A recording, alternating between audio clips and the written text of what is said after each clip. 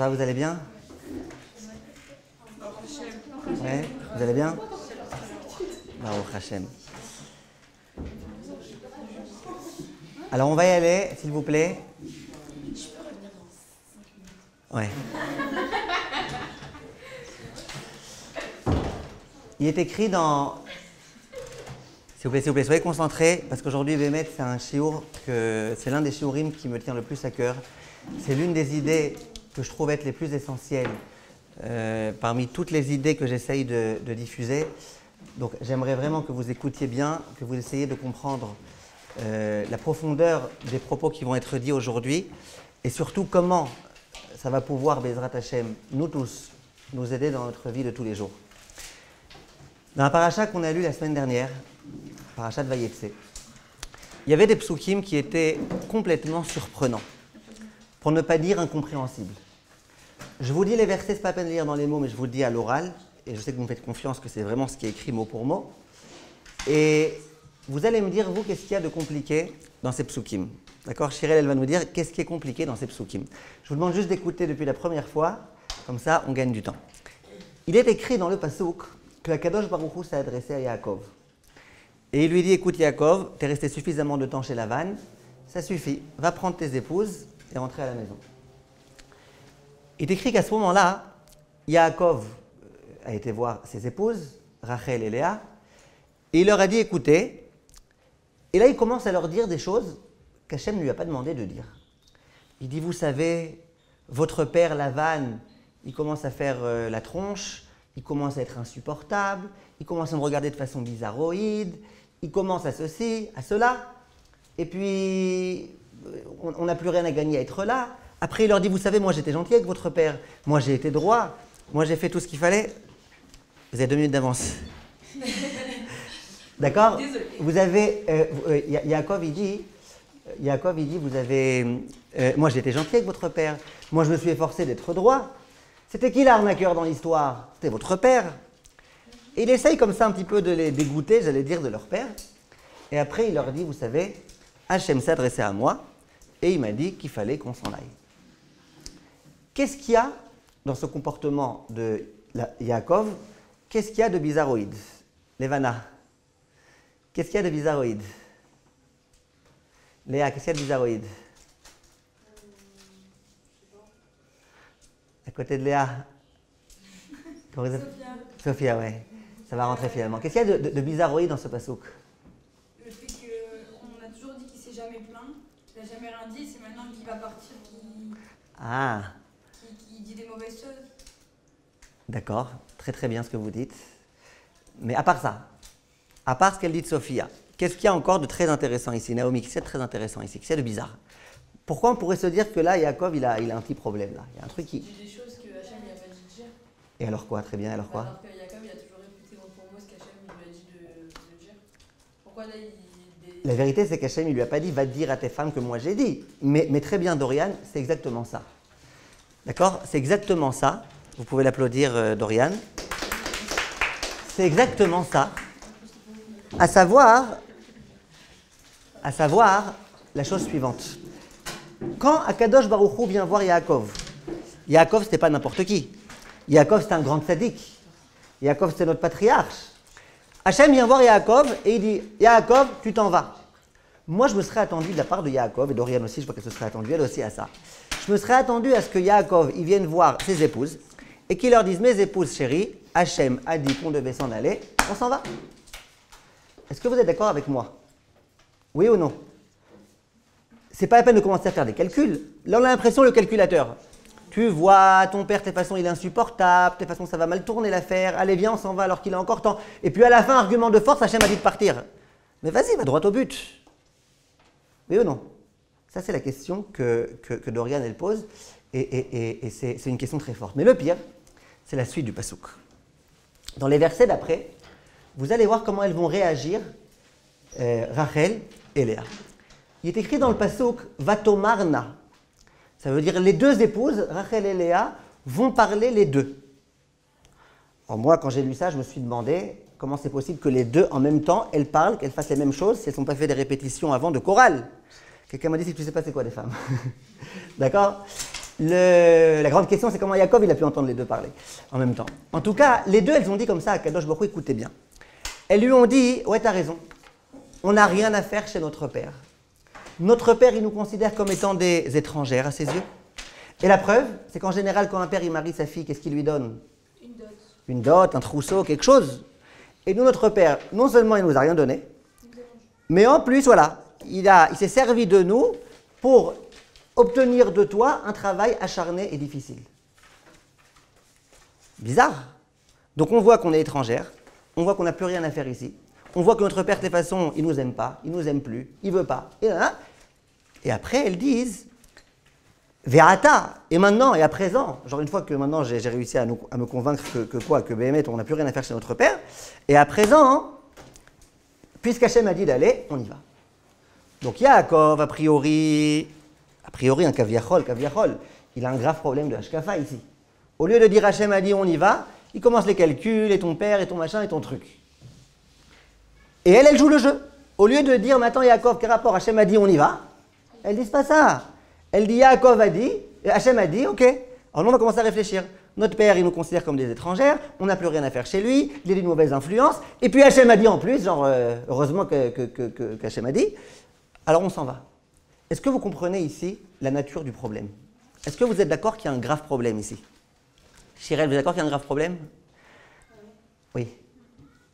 Vous êtes d'accord avec moi? Léa, vous êtes d'accord?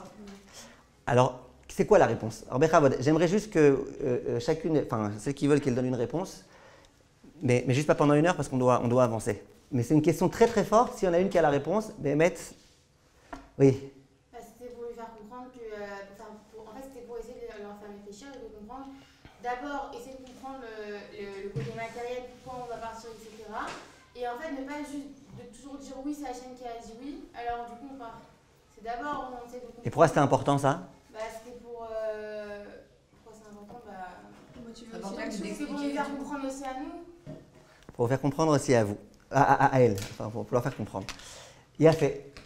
Ben voilà, elle aussi vous pouvez l'applaudir. C'était vous tout à l'heure qu'on appelait? Non, elle aussi vous pouvez l'applaudir parce que Béhémet, elle a donné la bonne réponse. Mais c'est pas qu'une bonne réponse. C'est pas qu'une bonne réponse, c'est une excellente réponse. Je vais vous dire exactement ce qui se passe ici. Le Rav Eliaou Loupian d'abord, il pose la question. C'est pas moi qui l'ai posé, c'est l'un des plus grands balais moussards de la génération d'avant. Le Rav Eliaou Loupian, il pose la question. Et le Rav Eliaou Loupian, il donne une réponse. Et la réponse qu'il donne, il dit c'est l'un des plus grands fondements de la Torah Kdosha et du service divin. Maintenant, il y a des rabbanim, à chaque fois qu'ils ouvrent la parole, ils disent aujourd'hui ça va être le grand Yesod, et comment on ferait sans ce Yesod. Et chaque cours quand ils viennent, aujourd'hui c'est le grand Yesod, j'espère que moi je ne suis pas comme ça.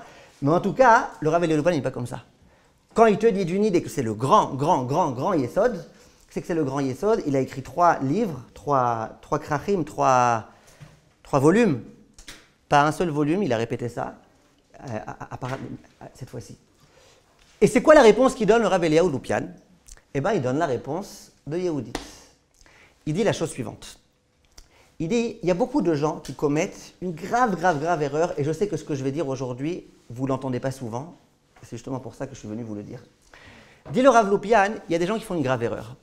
C'est quoi la grave erreur de ces gens? Ils disent, la Torah, c'est un peu saoulant, c'est difficile, c'est fatigant. Tu as des mitzvot à accomplir du matin jusqu'au soir. Et c'est fatigant. Et bon, mais c'est comme ça. Qu'est-ce que tu veux? Tu vas avoir droit à la Maba. Hachem, il a demandé de faire. On fait. On se tait. On accomplit. Et il y a même des gens qui pensent que c'est comme ça, a priori, que ça doit être. Ils vont dire, moi, quand j'étudie, il n'y a aucune raison que je tire profit de mon étude. Parce que si je tire profit de mon étude, c'est trop facile. Non, il faut que je ne tire pas profit. Et que malgré tout, je le fasse. Pourquoi faire? Pour bien comprendre que je fais la volonté d'Akadosh Baruch Hu. Dit le Rav Loupian, c'est une erreur, une très grave erreur. Il dit, tout l'inverse, c'est le vrai. C'est-à-dire tu prends cette idée-là, tu fais tout l'inverse, et c'est ça la vérité. Que quoi? Que lorsque je viens accomplir les mitzvot de Akadosh Baruch Hu, je dois comprendre que ces mitzvot, elles sont pour le bien. Et que si Hachem il me les a donnés, c'est parce que Hachem, il voulait mon bien. Et que mon bien, il va passer par l'accomplissement de ces mitzvot. Et que sans ces mitzvot, visiblement, je n'aurai pas le véritable bien. Et que tout ce qu'Hachem me dit, tout, c'est pour mon bien. Ainsi qu'il est écrit, qu'Akadosh Baruch Hu il a créé le monde pour pouvoir donner à ses créatures. Ça, c'est ce que dit le Rav Eliaou Loupian. Et de cette façon-là, exactement comme elle a dit, et vous dites, on ne pouvait pas dire mieux, il dit le Rav Loupian, et bien c'est ça ce qui se passe ici. Hachem vient voir Yaakov. Il dit à Yaakov, écoute, tu vas devoir maintenant partir. Alors Yaakov, à premier abord, il pourrait se dire, ouais, c'est saoulant, encore je vais devoir aller quelque part, encore je vais devoir partir, encore ça va être difficile. Bon, c'est vrai que chez Lavan, c'est pas super sympa, mais au moins je suis ici, au moins ça va, il n'y a pas de problème, etc. Il dit, mais maintenant je vais devoir partir. Il aurait dû se dire, c'est difficile, pourquoi Hachem me fait encore ça? Qu'est-ce qu'il fait, Yaakov? Il dit, je vais réfléchir. Si Hachem me dit qu'il faut que je m'en aille, bien sûr que j'irai, il n'y a pas de question. Et Yaakov, on lui dit de faire, il fait, ça c'est sûr.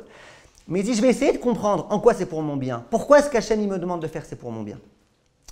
Il commence à réfléchir, et d'un coup, déclic du ciel. Il comprend, il dit, mais c'est vrai. Regarde, ces derniers jours, il me fait la tête. S'il me fait la tête, il va savoir comment ça va se terminer. Il m'a arnaqué sans arrêt. C'est quelqu'un de très mauvaise influence. Eh bien, je comprends maintenant pourquoi Hachem m'a demandé de faire ça.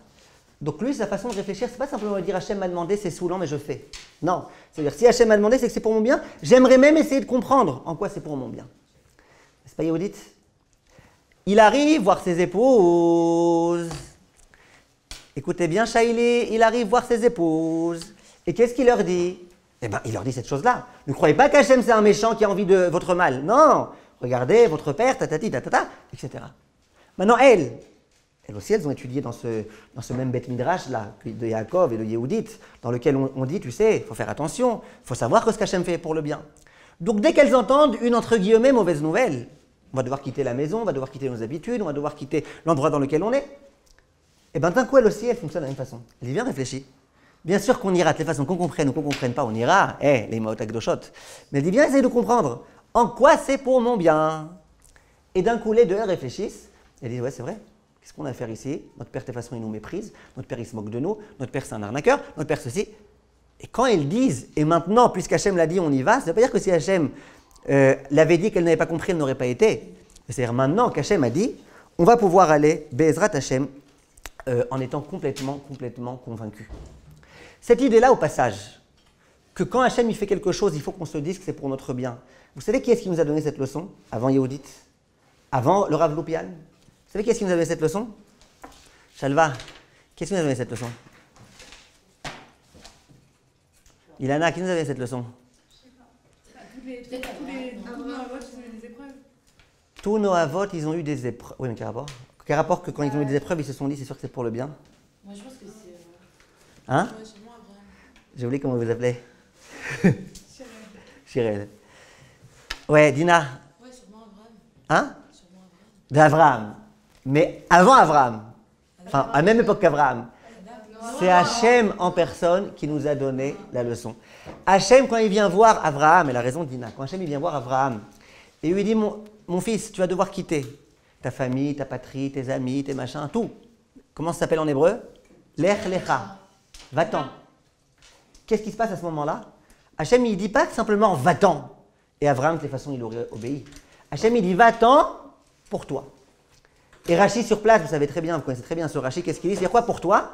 Léana atra ou tovatra. Va-t'en, mais sache que c'est pour ton bien.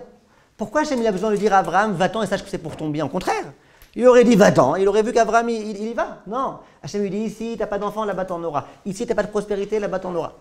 Donc tu vois que Akadosh Baruch Hu, il a tenu lui-même à faire savoir à l'homme que ce qu'il fait, ce qu'il demande, Hachem, c'est pour le bien. C'est pour ton bien, pas que pour le bien, c'est pour ton bien à toi. Et ça, dit le Rav Eliyahu Loupian, c'est l'un des très grands yesodot de la Torah. Alors j'aimerais vous poser une petite question, Tal.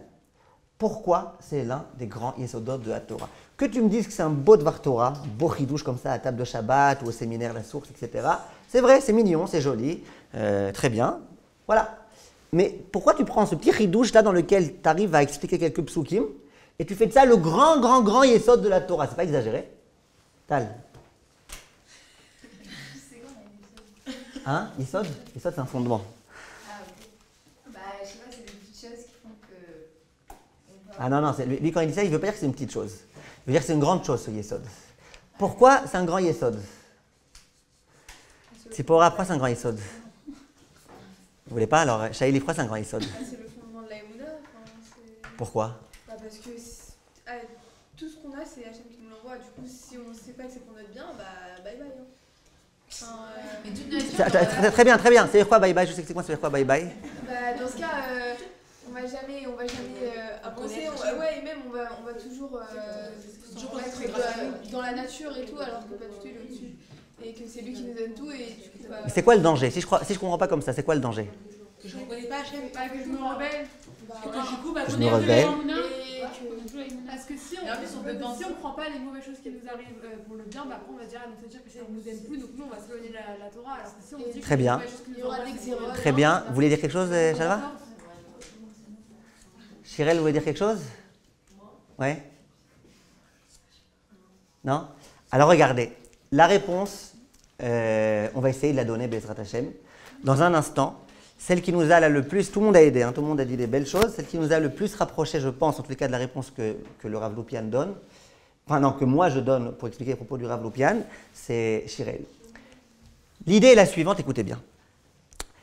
Au début de la paracha qu'on va lire cette semaine, donc on passe tout de suite de Vayetse à Vayishlach, la paracha de la semaine. Dans la paracha de Vayishlach, on sait très bien que Esav est en train de poursuivre Yaakov. Il veut sa peau, il veut le tuer. Et Yaakov, il est angoissé évidemment.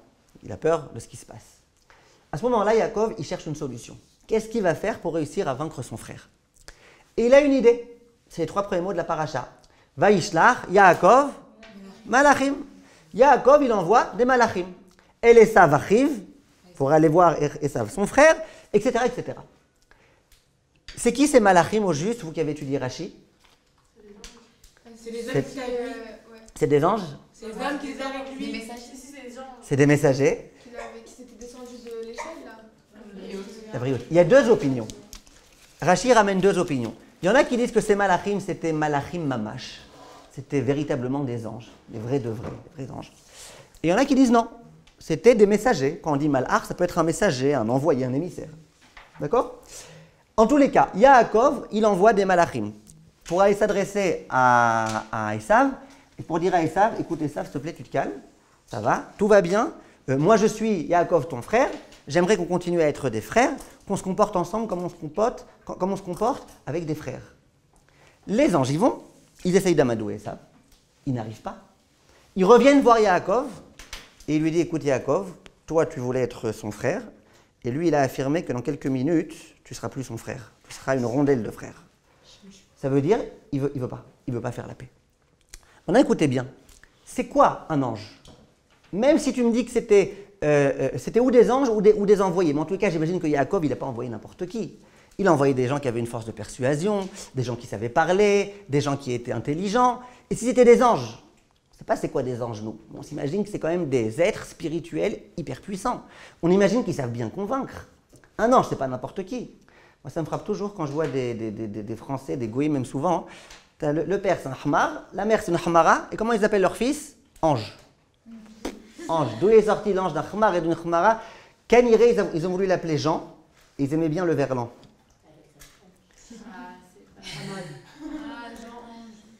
Jean. Et en pratique, c'est pas n'importe qui les anges. Les anges reviennent, bredouille. Ils disent à Yaakov, Yaakov, on n'a pas réussi. Voilà, on n'a pas réussi, on a essayé de le convaincre. Ton frère, il est décidé à te tuer. Yaakov est très embêté, très angoissé. Qu'est-ce qu'il fait? Il se prépare. Comment on se prépare à une guerre quand on est juif? On prie, tfila. On prépare des cadeaux d'Oron. Et après, Et après, on fait la guerre. Et s'il n'y a pas le choix, on fait la guerre Milchama. Yaakov, il s'est préparé à tout ça. Maintenant, écoutez bien. Comment il s'est préparé à offrir des cadeaux à son frère? Eh bien, il a dit, je vais prendre beaucoup de bétail. Il avait beaucoup d'argent à ce moment-là, Yaakov. Il a dit, je vais prendre beaucoup de bétail. Je vais l'amener. Et quand Esav va venir, il va voir ce bétail. Moi, je vais me prosterner devant lui. Plusieurs fois. Il est écrit dans la Torah que 7 fois. Yaakov, il s'est prosterné devant son frère Esav. Il s'est dit, allez, on va lui donner. On va lui donner de la matérialité, on va lui donner de l'honneur, on va lui donner tout ce qu'il veut. Tout ce qu'il veut, on va lui donner. Et là, renversement total de situation. Esav, qui était cet homme inflexible, décidé à tuer Yaakov. Il arrive, il est écrit dans le Passouk qu'il a couru auprès de Yaakov pour l'enlacer, pour l'embrasser. Écrit Vaïshakeu, c'est vrai qu'il y en a qui disent qu'il ne voulait pas vraiment l'embrasser, il voulait le mordre et le tuer. Mais le sens premier du verset, en tous les cas, c'est qu'il a voulu l'embrasser. Renversement total de situation. Alors d'abord, pourquoi il pleure? Je peux comprendre que Yaakov, il se met à pleurer. Quand tu es enlacé par un rachat comme Esav, c'est vrai. Il avait manqué. Hein? Il avait manqué. Il avait manqué, mais en tous les cas, d'être enlacé par un rachat comme Esav. Mais ça restait son frère quand même. De quoi? Ça restait quand même son frère. Non, c'est pas pour ça qu'il Ça restait son frère, d'accord. Donc, c'est pas pour ça qu'il a eu cette réaction-là. c'est pourquoi alors? Bah, c'est parce que, étant donné qu'il a fait il s'est investi dans la chose, donc il a fait entre guillemets son digital boost pour que ça marche. Hachem, il a fait que ça marche, donc je veux dire, Et bon, je ne sais pas encore là, je sais pas encore pourquoi ça a marché. D'abord, je dis, j'aimerais comprendre. Que Yaakov, il ait pleuré, je peux comprendre. Quand tu es enlacé par un rachat, tu t'enlaces rapidement. Ça, c'est Yaakov. Pourquoi Esav, il a pleuré? Eh bien, il a pleuré parce que voilà, c'était le grand amour. Il adorait Yaakov. D'un coup, il adorait Yaakov. Maintenant, que les choses soient claires. Si on dit que Esav, c'était un fou furieux, un malade mental, quelqu'un qui devait aller à l'hôpital psychiatrique, ça ne nous aurait pas tellement intéressé, toute cette paracha. Ce ne serait pas très intéressant. La Torah, elle n'est pas en train de nous apprendre comment on fait la guerre contre un fou. La Torah, elle est en train de nous apprendre comment on se comporte avec un rachat. Donc, visiblement, Yaakov, il a trouvé l'astuce, avec ce qu'elle dit Shirel exactement, qu'Akadosh Baruch Hu était là pour l'aider. Il a trouvé l'astuce comment faire pour calmer son frère. Bon, je ne sais pas si vous vous imaginez le scénario, parce que nous on a l'impression, vous vous dites, ah, il lui a manqué, c'était son frère, machin, mais je ne sais pas si vous vous imaginez. Imaginez un terroriste, Ras Shalom. Il a pris la 4 juin pour être bien dans les vapes. Il est déjà dans son esprit avec les 72 vierges qu'on lui a promis. Ça fait déjà 200 000 attentats qu'il y a, il paraît qu'elles sont encore vierges, je ne sais pas pourquoi, mais bon, visiblement, une bonne question. Et il est complètement dans son esprit, complètement dans son idée, complètement dans son machin. Et puis il vient avec un couteau, il arrive, il prend le couteau là, à l'arbar, tac. Maintenant moi je viens le voir, je lui dis pourquoi tu es en cet état-là? Qu'est-ce qui t'est arrivé? Ça va, je t'ai fait quelque chose? Je te connais ni d'Adam, ni d'Ève, ni de Mahomet. Qu'est-ce qu'il y a? Pourquoi? Viens, on se calme, on discute, on parle. Et puis voilà, lui il se calme. Ok, t'as raison. Après je lui dis viens, je t'offre une pizza au jambon. C'est bizarre cette histoire-là, non? Ça n'existe pas. Mais c'est ce qui se passe. Lui, il vient, ça fait des années qu'il est en train de le poursuivre. Il veut le tuer, il veut sa peau. D'un coup, il arrive devant. Ah, je t'embrasse, comment ça va? Allez, viens, on va prendre un truc, mon frère. Qu'est-ce qui se passe? Comment on peut comprendre une chose pareille? C'est quoi la réponse?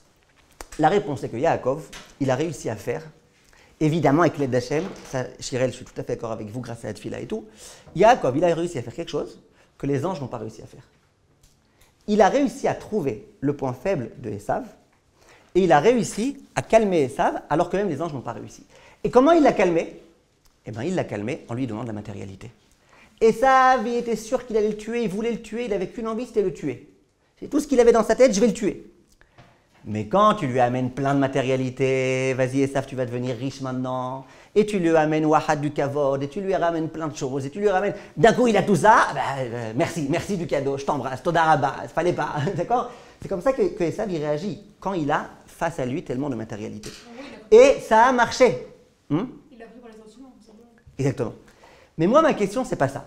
Parce que ça, ok, c'est tant mieux, hein, il devait sauver sa peau, Yaakov. Donc s'il arrive à le prendre par les sentiments, c'est bien. Ma question, c'est pas ça. Ma question, c'est d'où Yaakov, il savait que ça allait marcher. Ne me dites pas parce que c'était son frère. Ok, c'était son frère, ok, mais à part ça. D'où il savait Yaakov? Alors que les anges, ils n'ont rien réussi à faire. D'où il savait que ça allait marcher? Bah, les anges, justement, ils sont. Et quel rapport avec Ils Mouna? ne comprennent pas ça, cette qualité qu'un homme il peut avoir envers le matériel. Envers quoi? Bah, en plus, il a vécu avec lui toute sa vie, donc. Je vous ai dit, ne me dites pas que c'était son frère. Ça marche tout le temps. Non, mais ça veut dire qu'il sait que lui, il y a pas. Et comment il sait? Comment il sait? Mais un Comment homme, il sait? Un homme, il sait qu'on a un côté qui. Matériel.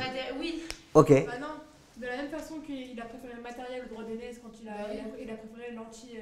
Ah ouais, il a fait mode. C'est pour elle, vous voulez dire quelque chose aussi. La matérialité, c'est son point faible. On a dit que Fait. quand ils sont nés, il y avait un pour la spiritualité, un pour la matérialité. Il a fait. Et ça s'enlève. Il a fait. Il y a comme ça la spiritualité. Aujourd'hui, j'ai l'impression d'être venu pour rien. Parce que Baruch Hashem, vous êtes toutes brillantes, même celles que je ne vois pas. Et vraiment, vous avez fait le cours, quoi. Vous avez. Bon, laissez-moi juste le dire quand même dans mes termes, ça ne vous dérange pas, au moins qu'il y ait une bonne raison pour laquelle je sois venu. Écoutez bien. Vient le Rav Eliyahu Loupian. Non, excusez-moi. Vient le Rav Or Yahel.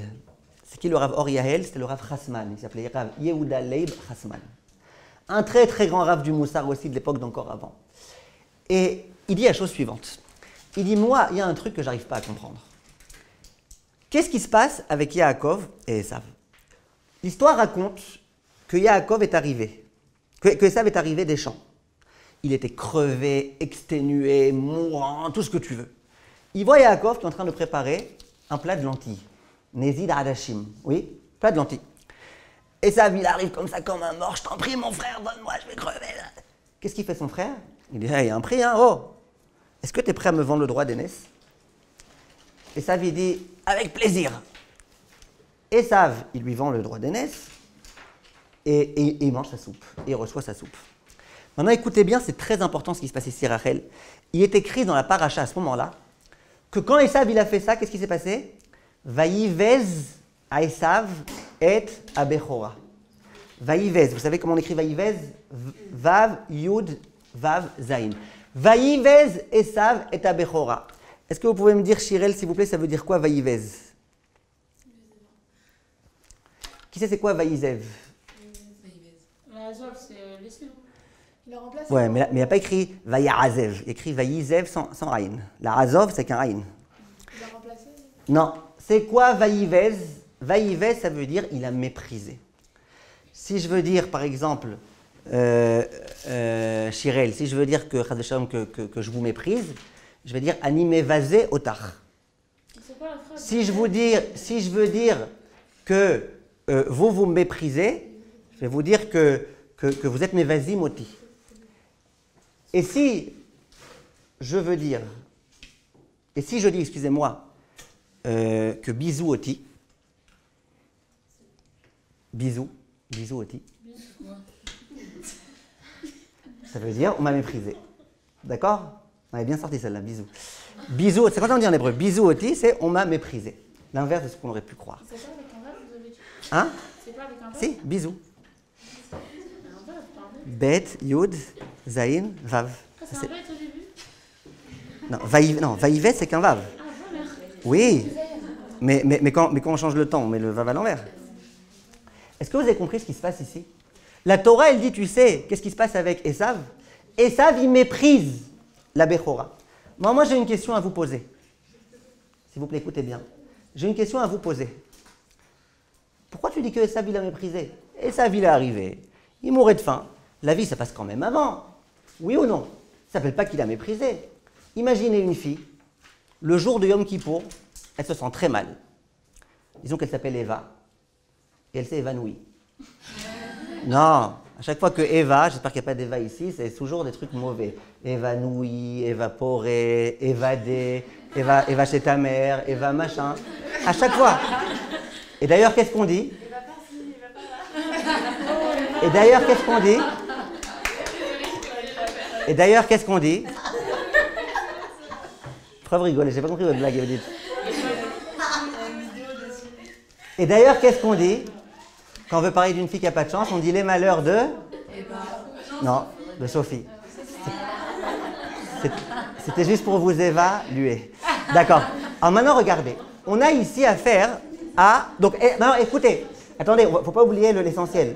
On avait affaire ici, Sophia, on avait affaire ici à une Eva. Qu'est-ce qui s'est passé avec elle? Elle s'est évanouie.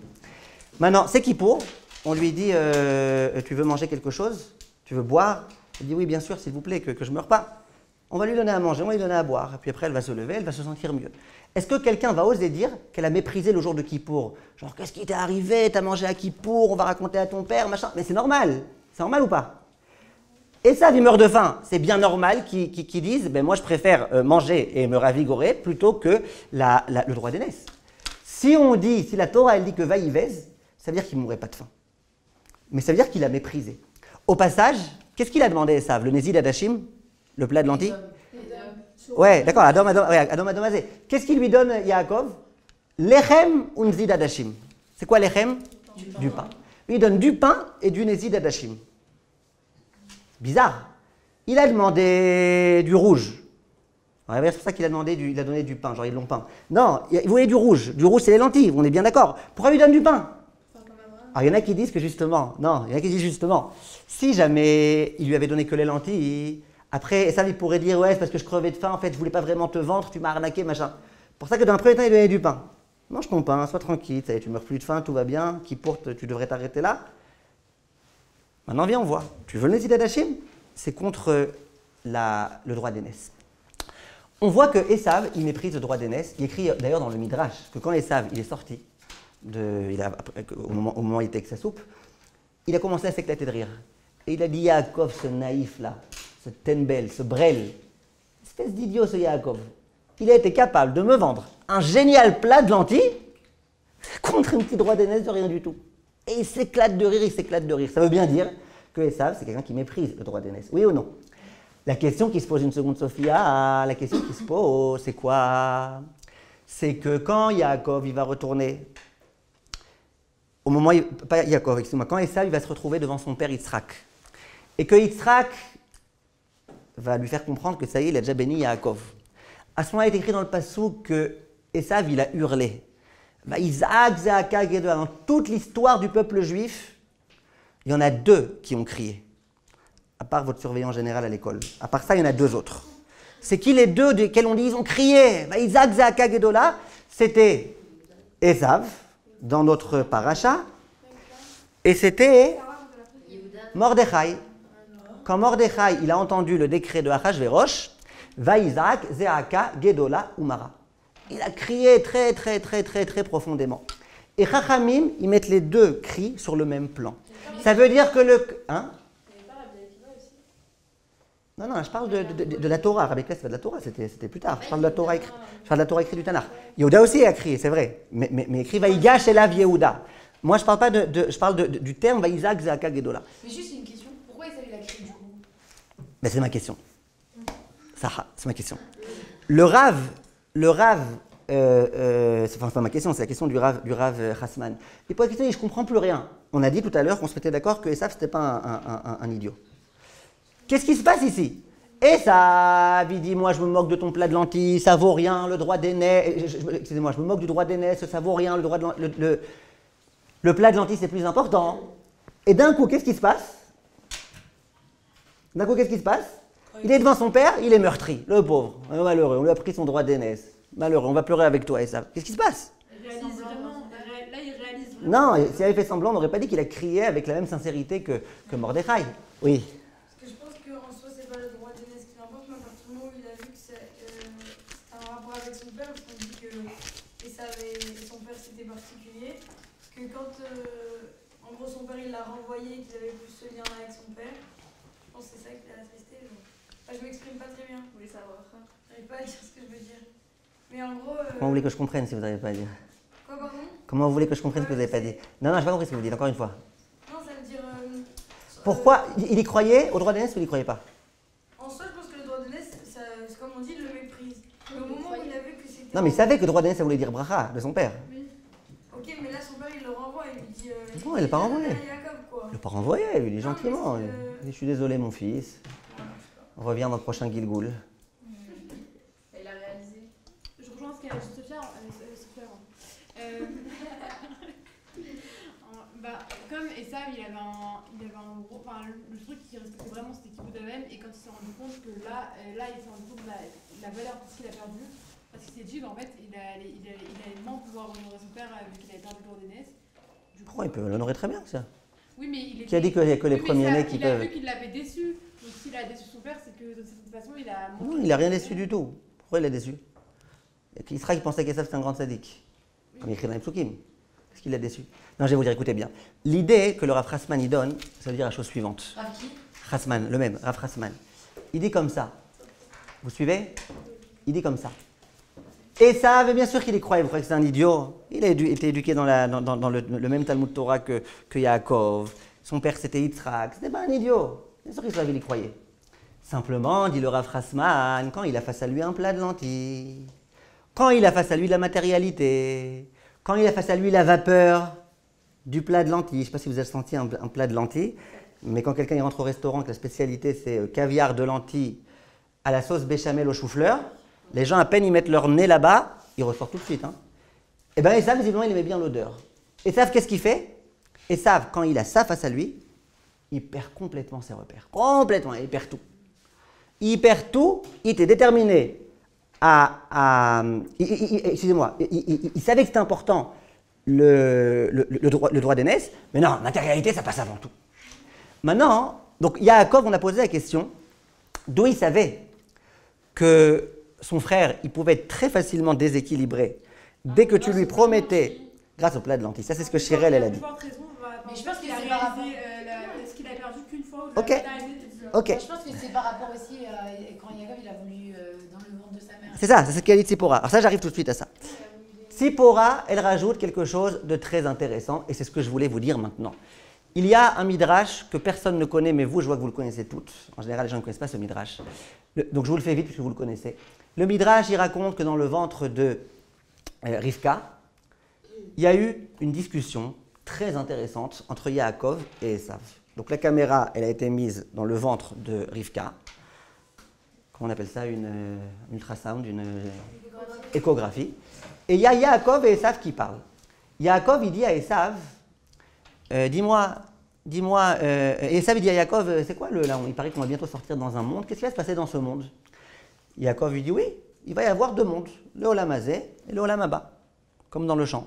Olam Hazé, ouais. Il va y avoir deux mondes. Alors Esav, il dit, ah, c'est curieux ça, et c'est quoi ces deux mondes? Yaakov, il dit, ben voilà, regarde, le Olam Hazé, on peut manger, on peut boire, on peut s'amuser, on peut faire des bonnes choses, on peut se marier, on peut avoir des enfants, on peut blablabla. Il dit, ok. Et ça a l'air bien, ça a l'air pas mal ton truc. Vas-y, viens, on voit, peut-être c'est mieux l'Olam Haba. Et c'est quoi l'Olam Haba? Et comme il dit Olam Haba, il n'y a ni à manger, ni à boire, ni tu te maries, ni machin, des trucs. Et ça, il était complètement déçu. Il a dit, bon, il n'y a pas le choix, alors, il n'y a pas le choix. Si c'est ou ça, ben, tu m'as privé de libre arbitre. Et comme il dit, ok, alors viens, on fait un deal. Moi, je prends le Olam Haba, toi, tu prends le Olam Hazé. Et ça, bien sûr. Mais il n'a pas dit bien sûr. Il est écrit dans le Midrash qu'à ce moment-là, avant de dire bien sûr, kafar baïkar. C'est quoi kafar? À part la petite bête dont vous avez toute peur. C'est quoi kafar? C'est quoi kafar? Ah, c'est la poussière, non? Non, afar. Ah oui, mais ouais, Hein? Kafar, c'est quoi? Kafar, c'est lire fort. C'est quoi un kofer? Quelqu'un qui renie. Un renégat, voilà. Kafar baïkar, il s'est mis à dire, ah, j'y crois plus. Ça veut dire, il y croyait. Mais comme il savait que quoi? Que s'il continue à y croire, eh ben son choix, ça va être un choix qui va l'embêter. Il a dit, ok, mais j'y crois pas, voilà. Olam Haba, 0, rien ne vaut, walou, etc. Donc, qu'est-ce qui se passe, en fait? Eh bien, Esav, à nouveau, Yaakov, il a compris que Esav, c'est pas quelqu'un qui croit pas. C'est quelqu'un qui croit jusqu'au moment où il voit que maintenant il a le choix. Il y a de la matérialité face à lui, et ben voilà. Mais qu'il y croit, Esav, bien sûr qu'il y croit, la preuve, voilà. Quand il va voir que son père, il a béni son frère et pas lui, eh ben il va être très très triste, il va être profondément triste. C'est-à-dire qu'il y croit. C'est clair? Or si, il y croit, mais qu'un peu de matérialité, ça peut l'embrouiller, eh ben c'est que c'est un homme qui se laisse complètement déséquilibrer par des promesses matérielles, par des attraits matériels. Yaakov, il voit que son frère il va venir le tuer, et qu'est-ce qu'il se dit? Il se dit, allez, il va voir qu'on l'achète maintenant. Comment on achète un homme comme Esav? Eh bien, de la matérialité. Vas-y des troupeaux, vas-y du kavod, vas-y tout ce que tu veux, juste je t'en supplie, ne me tue pas. Et Esav, ça va marcher. Ça, c'est ce que j'ai essayé de vous expliquer en quelques minutes. Oui. Mais du coup, c'était pas sourd le fait que Yaakov ait vendu un monde. Qu'il est mauvais quoi? Qu'il ait vendu quoi? Il ait vendu un monde idéal, genre Esav, enfin le monde. Voilà, je sais pas comment expliquer, mais. Il a dans le trompé. ventre. Ouais, il a trompé, genre dans le ventre. Ok, ça c'est une très bonne question. Sur ce midrash, il y aurait beaucoup de questions qu'on pourrait poser. Je vois que vous l'avez étudié ce midrash, je ne sais pas avec qui, donc celui qui vous l'a enseigné, vous pourrez, si vous voulez creuser. Il y a des questions qui se posent, mais ce n'est pas mon sujet maintenant. Maintenant, moi, ce que j'aimerais, c'est essayer d'en arriver à un point très important. On a posé une question au début du cours. On a posé une question très importante. On a dit, je ne comprends pas. Comment ça se fait que le Rav Eliyahu Loupian, il ait pris ce petit ridouche là de Yaakov avec Rachel et Léa, du fait qu'il faut kiffer la vie, du fait qu'il faut comprendre que les mitzvot d'Hachem, elles sont pour le bien.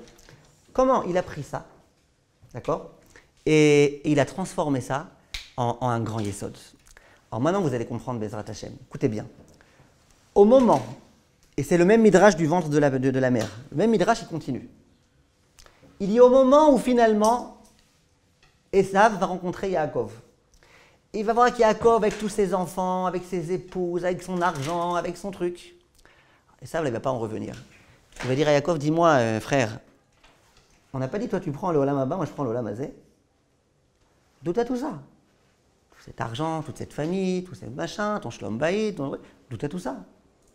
Pourtant, le Olam Haba, c'était à toi. Moi, j'avais le Olam Hazé. Comment t'as tout ça? Et là, le Midrash, il dit que Esav, il va commencer à réfléchir. Je crois que c'est la première fois de sa vie qu'il s'est mis à réfléchir. Et il a commencé à faire un raisonnement a fortiori. Kal vachomer.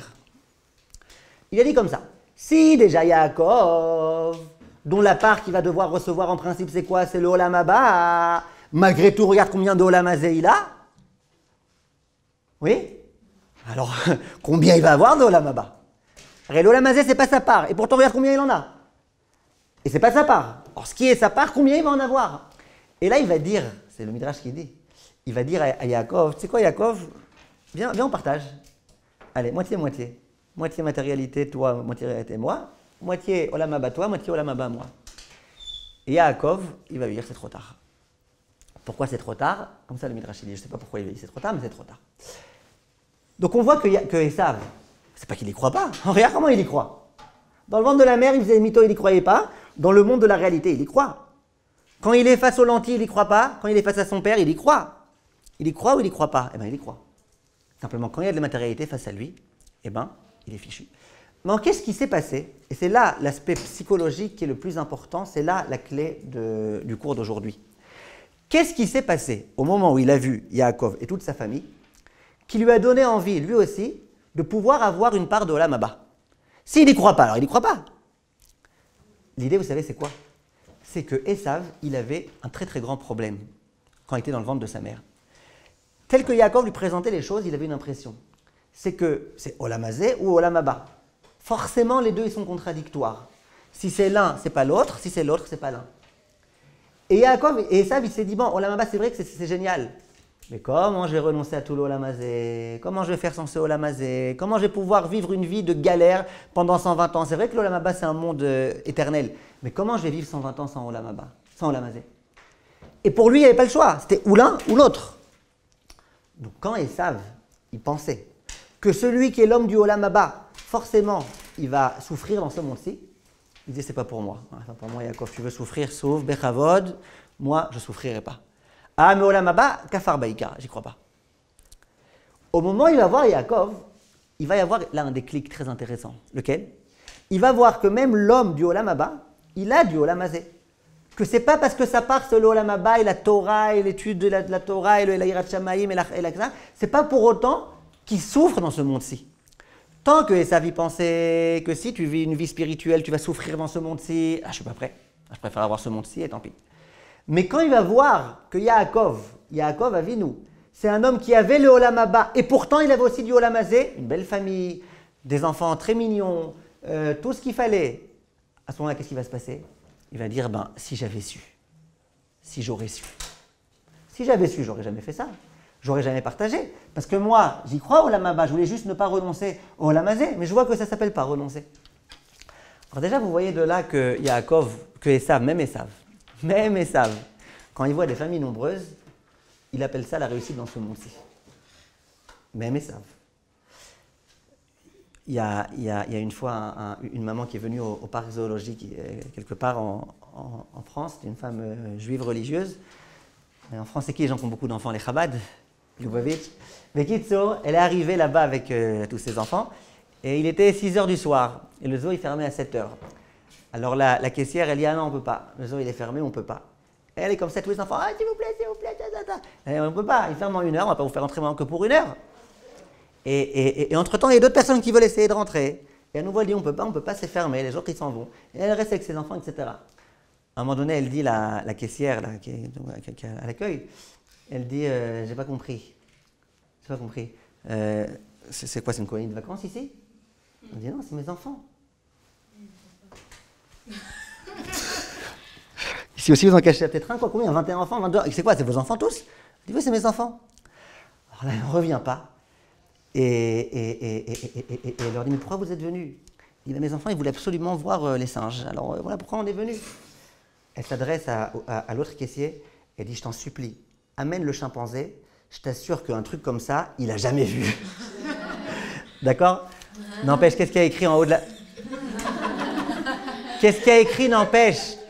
Qu'est-ce qu'il y a écrit, n'empêche, en haut de la cabine de la caissière? Kofa. Kof, c'est un son. Non, en hébreu, il y a écrit Koupa. Mais comme c'est écrit sans les accents, on peut lire aussi Kofa. Kofa, c'est une singe. Bon, c'est pas grave. Alors, ce que je voulais vous dire, c'est que pour Esav, c'est quelque chose d'important. Donc vous êtes des Françaises. En France, dès qu'il y a des enfants qui machin, les gens faites du bruit, vous, les enfants, data. Mais pas tout le monde est comme ça. Esav n'était pas comme ça. Je me rappelle qu'une fois, on était aux États-Unis. Quand je dis une fois, c'est précisément une fois. J'ai été là-bas une fois dans ma vie, c'était pour le mariage de mon beau-frère. Et à un moment donné, on était dans un espèce de musée, un truc comme ça. Et avec les enfants. La famille n'était pas aussi nombreuse que maintenant, mais on était déjà plusieurs enfants. À un moment donné, il y a une dame là-bas qui voit ma femme avec les enfants, qui nous voit, machin, alors elle regarde. Alors elle lui dit en anglais, heureusement qu'elle m'a traduit ma femme après, elle lui dit tout ça c'est vos enfants? Elle dit yes. Elle fait bravo. Bravo. Elle a bien soufflé avant parce qu'elle a dû se préparer psychologiquement à dire ce bravo. Mais elle dit bravo. C'est une Goya, hein, une Goya qui, elle avait 2 chiens et un canari. Mais elle a quand même dit bravo. Donc, ce que je veux vous dire, c'est que pour Esav, tu vois que plein d'enfants, c'est la bracha. Donc, plein d'enfants, plein de femmes, visiblement, c'est aussi la bracha. Visiblement. La réussite. Et de l'argent. Je ne sais pas pourquoi, mais il paraît que c'est de la réussite. Et qu'est-ce qui se passe? Tout ça, c'est ce que Yaakov a. Esav, il voit tout ça, il dit, bon, t'as de la réussite dans ce monde-ci. Viens, on fait moitié-moitié. Alors, pourquoi on disait que c'était un grand yesod? Et maintenant, vous avez compris, j'imagine. Et c'est ce qu'elle a dit aussi, Shirel. Et c'est très, très, très important de comprendre ça. Si Esav, qui était un homme qui avait quand même un père, c'était un Gdolador, son père, hein, c'était Yitzhak. Il avait un frère, c'est un Gdolador, hein, oh, c'était Yaakov. Il n'a pas grandi n'importe où, sa mère, c'était une géante, Rivka. Si déjà, Esav, il a trébuché, il a même plus que trébuché, il s'est complètement cassé la figure. Et pourquoi il s'est cassé la figure? À cause de la matérialité. Oui ou non? Eh bien, combien, a fortiori nous aussi, on risque, Ras Veshaom, de tomber à cause de la matérialité? Ça veut dire que la matérialité, c'est sûr que c'est bien, et quand on s'en sert pour la Avodat Hashem, c'est très bien, mais c'est quand même un danger. Puisque tu vois que la matérialité est capable quelquefois de complètement rendre l'homme non lucide, comme Esav. Donc, si la matérialité elle a pu faire tomber Esav, elle a pu nous faire tomber à nous. Or, c'est quoi notre garantie, Bezrat Hashem? Bezrat Hashem. C'est quoi une garantie qu'on ne tombera pas? Eh bien, c'est le cours d'aujourd'hui. La garantie qu'on ne tombera pas, c'est d'être capable de prendre la leçon que Esav nous a donnée à la fin, pas au début. Ça veut dire quoi? Si moi je pense, c'est le grand yesod d'aujourd'hui, écoutez-le bien, prenez-le avec vous, diffusez-le. Si moi je pense qu'une vie de Oved Hashem, qu'une vie de fille religieuse, c'est quoi? C'est la galère, dans ce monde-ci en tous les cas. Voilà, là-bas, ouais, il paraît que c'est sympathique là-bas. Ça va, on sera comment on dit, on sera pas récompensé, on sera indemnisé, Tout ce qu'on a souffert ici, on sera indemnisé en haut. Alors ok, comme ça il y a des gens qui pensent. Qu'est-ce qui va se passer? Eh bien ce qui va se passer, c'est que le Yetzirah va nous faire ce qu'il a fait à Esav. Il va venir me voir, il va me dire, écoute, et le Club Med alors? Je vais dire, ouais, t'as raison, non, mais l'Olam Haba, ça vaut mieux. Il va me revenir voir 2 minutes après, et les vacances à Deauville. Je vais lui dire, ouais, t'as raison, bon, mais écoute, moi quand même, Ivri Hachem, un truc à Niaré. Moi j'ai Yirat Shamaim. Il va me dire, moi le lendemain, hein, et le caviar de lentilles, non, de pas cachère. Qu'est-ce que je vais lui dire? Et tous les jours, il va venir, le Yetzirah, attention, il est très fort, hein, c'est ça son but. Tous les jours, il va me mettre la matérialité face aux yeux. Pas une soupe de lentilles. Il va me mettre les choses les plus extraordinaires face à moi. Combien de temps je vais tenir? Même Esav, qui a reçu une éducation pure, regardez ce qui se passe. Dès qu'il voit de la matérialité, ah ouais d'accord, matérialité, bon alors ok. Et il tombe. Qui me dit moi que je ne vais pas tomber? Si j'ai compris la conclusion que Esav va nous donner, à savoir que c'est pas parce que tu es un juif de la Torah que tu dois forcément renoncer au Olam Hazé. C'est pas parce que tu étudies la Torah que forcément tu vas galérer sur Olam Hazé. Laisse tomber 2 minutes l'Olam Haba. Olam Hazé. Si tu penses qu'Olam Hazé c'est la galère parce que tu es religieux, le Yetzirah il va venir, il va t'esquinter la tête. Si par contre, tu dis au Yetzirah, qu'est-ce que tu crois? Qu'est-ce qu'il y a alors? Moi j'aime ma Gemara, c'est moins bien. L'autre, elle a son appareil là, qui rend 18 fois plus idiot que les appareils de téléphone normaux. Et qu'est-ce que tu crois? Tu crois que moi j'ai envie de devenir idiot? Si j'avais pas été religieux, j'aurais eu ce téléphone. Ben merci que je sois religieux. Comme ça tu dis à ton Yetzirah. Si tu dis à ton Yetzirah, oh dommage que je sois religieuse, sinon j'aurais eu ces appareils et j'aurais fait, le Yetzirah, ça y est, il t'a cuit. Cuit complètement. Si tu dis à ton Yetzirah au contraire, je dis mais moi tu crois que tu me fais pitié? Moi je suis dans un monde religieux et je perds rien à mon Olam Hazé. Moi je suis comme Yaakov et je perds rien à mon Olam Hazé. Là tu réussiras à vaincre ton Yetzirah. Juste une petite histoire pour terminer. Il y avait un homme, un homme que je connais, il m'a raconté que quand il avait l'âge de 18 ans, il y avait une yeshiva, ici en Israël, à Beit Vagan, qui organisait un camp d'été.